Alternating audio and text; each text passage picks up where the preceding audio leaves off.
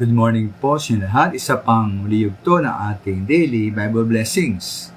Pamagat po na ating aling umaga ay, ang Panginoon ba o ako?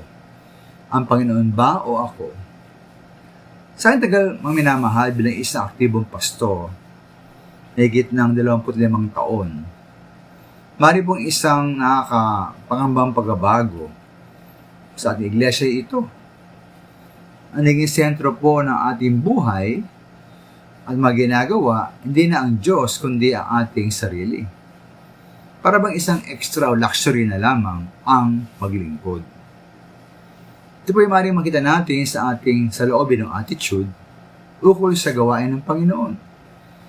Sa ating pagkibahagi sa iglesia. Ngayon po, ang higit ba natin iniisip sa ating pagkibahagi sa gawain ng Panginoon ay ating makuha o ating may bibigay?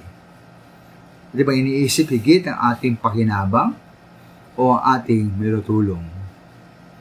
Di ba iniisip maminamahal ang ating sarili o ang ating Panginoon? Ating sarili po ating talagang iniisip. Halimbawa, tayo dadalo lamang kung may binibigay sa atin. Kung may tayo makuha ang pakinabang, o kung ating nagustuhan ang nangyayari kung tayo ay dumadalo sa panambahan. Ngayon po, ay nating matanggihan, ay nating mapuna, ay nating masaway. At kapag may hamon na ukol sa pagtulong at pagsakripisyo, agad na tayong nawawala. May patindang maminamahal, ayon nga sa Filipos 2:4, dapat nating pagmalasakitan ang kapakanan ng iba, hindi lamang po ang ating sarili. Ayon sa unang 1:36, dahil po inialay ni Kristo ang kanyang buhay para sa atin, at ipon dapat ding ialay ating buhay para sa kapatiran. Hindi po sa Lucas 14:26, 23, kung tayo po'y tunay na maalagad ng Panginoon Yesus, ay po narapat mahalin natin ang Panginoon higit sa ating sariling pamilya, higit sa ating sariling buhay, at higit sa lahat sa ating buhay.